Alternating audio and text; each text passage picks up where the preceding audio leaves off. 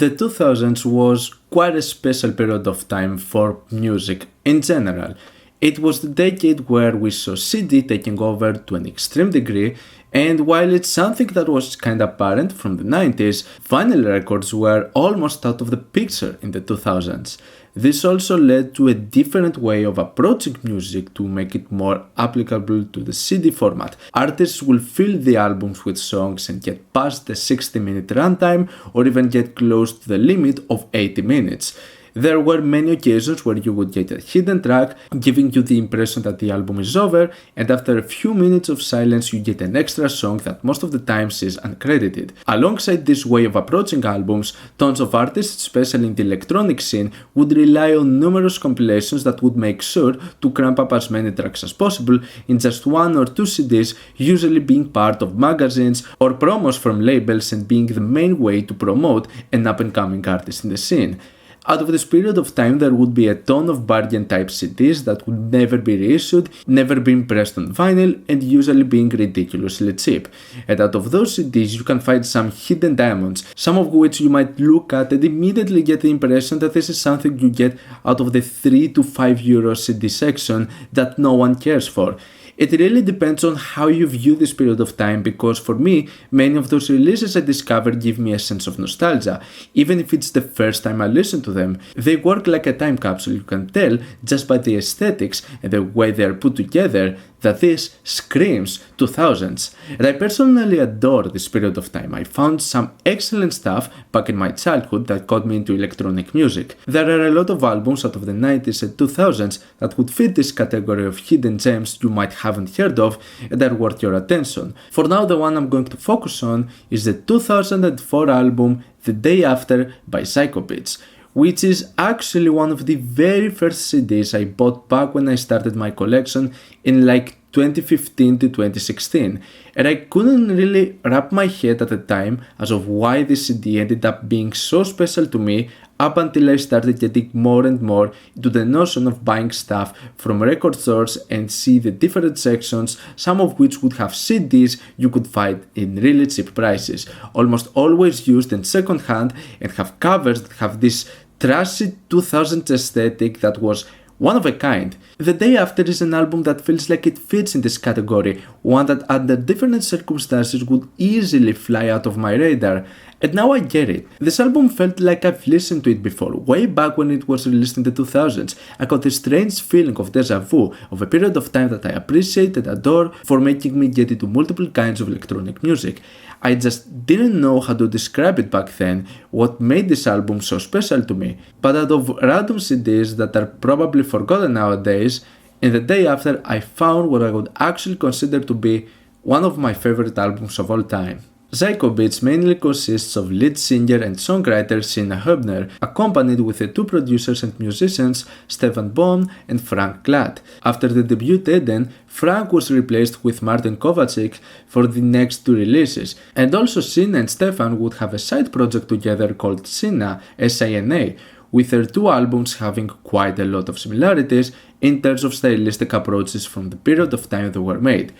While all 3 Pzychobitch albums go in the realms of industrial electronic music, they are quite different in terms of style and approach, going from visceral aggressive territories to more pop elements. The debut Eden is a power noise project, extremely abrasive and ridiculously distorted, a product of its time for lots of underground artists in the early 2000s.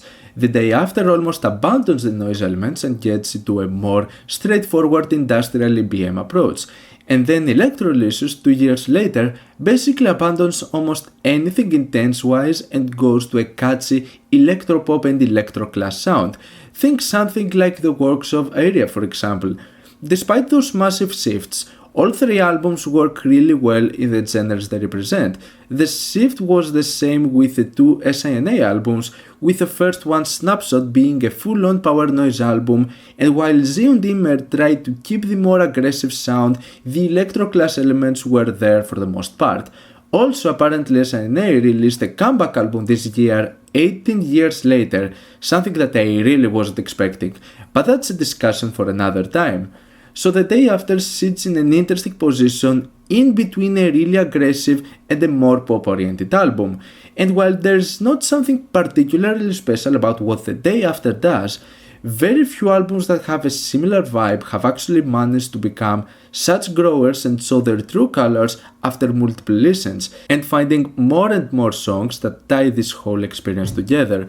From the instrumentals that have this bizarre urban aesthetic that is on point with the trends of electronic music for its time, an eclectic use of both catchy and also really heavy and intense tracks, dark soundscapes and old school synths. And then there's Sina, singing in both German and English, with her deeply sensual voice asserting dominance, either with heavily expressive choruses that showcase a range of emotions, or with monotone Electroclash style spoken word where it feels like she's constantly staring into your soul without breaking eye contact. And in any case is absolutely mesmerizing. From the whole eccentric image, the stunning presentation, to the CD layout, Pzychobitch makes sure to suck you in their world and not be able to avert your eyes from what they've created. And as the years would pass, the more I'd see myself being obsessed and come back to an album that at first glance might not showcase much, but it's that weird feeling that you get with certain releases that make you look into them more, that give you the sense that you've missed something, and then you find that something and it's hard to describe, and it's rewarding. That's how I feel coming back to the day after again and again, finding more things to appreciate about it and being glad that I've given more chances to an album that I consider to be a pivotal point in my music journey. The self-titled introduction to this album is an utterly captivating tone setter. It starts with beat-crushing noise the first second only to immediately transition into its main melodic acid synth pattern that gives an old-school aesthetic already.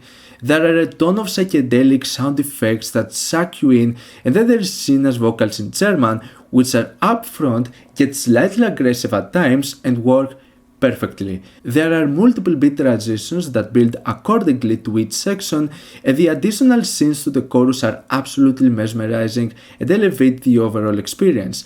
A top-notch 10 out of 10 song with really cool pacing and nice use of all of its different sounds. Absolutely stellar introduction. But if I have to pick for the greatest moment in this whole album, that would go to the next track, Sweet Kiss. There is something oddly satisfying about the way this track makes me feel so good that even after listening to many electronic releases and whatnot in the 2000s, and this came into my radar years later, I end up considering this one of the greatest tracks I've heard out of that decade. It's that weird indescribable feeling anytime I come to think like, why do I love this track so much? It is such a dark yet heavily sensual track that also has this 2000s urban aesthetic that gives this sense of nostalgia from other electronic releases I would listen to at the time.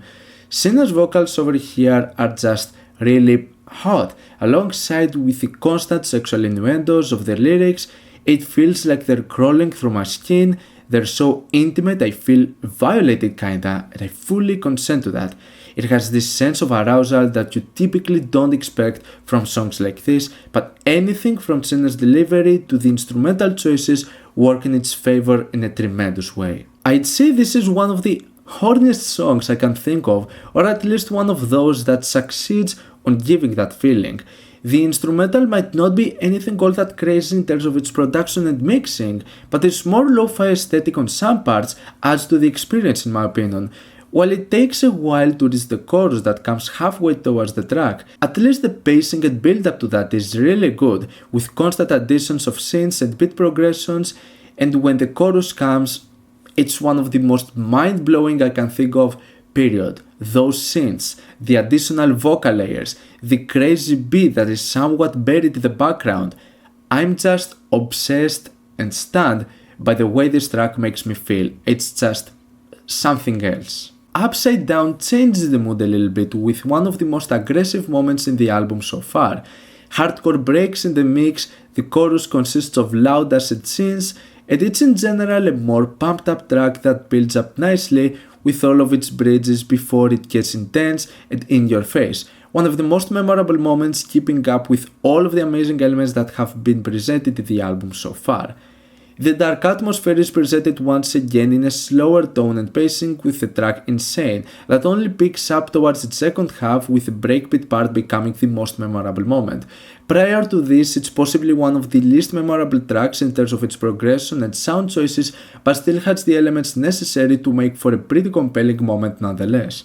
But we are back to perfection with My Day, Day After version, being one of the most stellar moments in the track listing. From the attitude that we get on the vocals and the delivery, portraying a character that is determined to get whatever she wants, no matter the cost, to an incredible pacing going from the captivating instrumentals of the verses to some bridges building up amazingly to a powerful chorus that once again toys with additional vocal layers.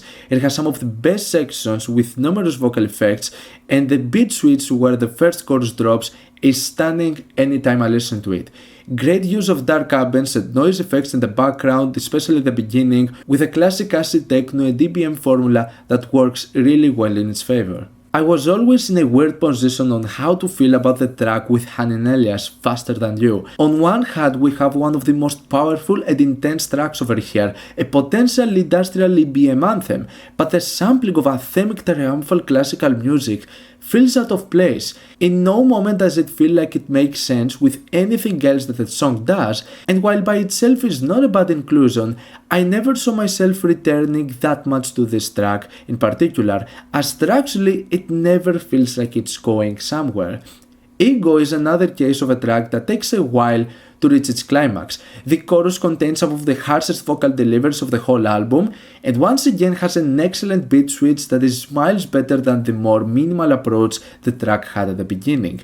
Ego could have been shorter in my opinion, as the second half makes certain stylistic and basic choices that don't make for the best additions, despite admiring their ambition to put more into the song and make it more eclectic. Breakdown is one of the catchier tracks with one of the most special beats, especially with the digitalized type hi-hat. The vocal range and expressions is one of the most notable in this album, and once again the scenes towards the chorus become unhinged, and the track brings out its true colors with some of the noisiest and most industrial-oriented sounds that we get in this whole album. While the chorus could last longer and do more with it, the overall pacing is still really solid. Caress is undoubtedly the most interesting moment over here the way it progresses. It feels like the track has no chorus in it while simultaneously being a long chorus from start to finish. The playful approach with the vocals makes for one of the most standout deliveries in the album, but it's the mood change up with this track that makes it just spectacular. It starts one way and you think that this is gonna be a playful catchy song, then the main melody completely changes, and as it goes on, both the vocals and the music start to reveal a more sinister tone, with some dark, almost horror type pads and some more aggressive breaks. The way that this track starts compared to the way it ends is just superb, truly impressive in its structure. Things toned down a bit with the more minimal Killing Smile that keeps the dark undertone that is present with basically the whole album, but Killing Smile never really reaches those levels of intensity in comparison to other tracks. And it doesn't need to, as it gets the job done for what it is, even if it's not one of the highlights over here. The haunting undertone of Nightmare always made this track feel special and different in comparison to anything else the album was doing beforehand, despite containing many similar approaches and sounds. But Nightmare really does a great job on evoking these more horror type elements of electronic and industrial music of the 2000s, from the sampling of multiple screams of agony to the instrumental having all of these melodic and catchy elements, but with scenes and sounds that feel like they've been taken from horror flicks. Senna's vocals also enforce the mood to a greater extent. This track got my attention from the very first time I listened to this album, and it remains one of my favorites, and it doesn't feel like it's almost 7 minutes long. Love the beat, love the melodies, love all of the accompanying sounds in the background. It's a beautiful tone setter for the more atmospheric approach we see with the second half of this album. Surprising Heart continues with the approach of Killing Smile, focusing more on atmosphere and minimalism rather than intense, fast-paced beats and noisier patterns, Once again, it works really well for what it does, despite not being one of the highlights. Behind the Door serves as an outro mostly, with a track that relies the least on a beat and just evokes a dark and haunting atmosphere with all of its surrounding sounds, and the primary role play of a sub-bass melody that is just decent. Definitely the least memorable track in the album, but still has its moments, though it didn't need to be 7 minutes long in my opinion. After almost 5 minutes of silence, we get an alternate version of Killing Smile, which I don't know if I'd say necessarily that I prefer it, but it's very interesting to say at least, as it's kinda experimental and out there with some of the sounds and the vocal effects it uses. So yeah, this hidden track ends the album in an interesting fashion. There is nothing particularly impressive about the production or the vocals to a technical standpoint, and upon listening to this you might not get the same level of excitement as me. For me, this album is like a time machine, like I said, that got me back into the 2000s and made me remember of all of the albums of its time that got me into electronic music. It's hard to describe what makes this album appeal so much to me, but this is a prime example of a 2000s underground electronic release, a treasure being found amongst numerous other hidden gems from a bizarre period of time with how music was promoted. And this is why The Day After by Pzychobitch is, in my opinion, an essential. Let me know your thoughts of this album down in the comments. Leave a like if you enjoyed the video, subscribe for more content like this. Thank you for watching, and I'll see you all in the next video. Goodbye.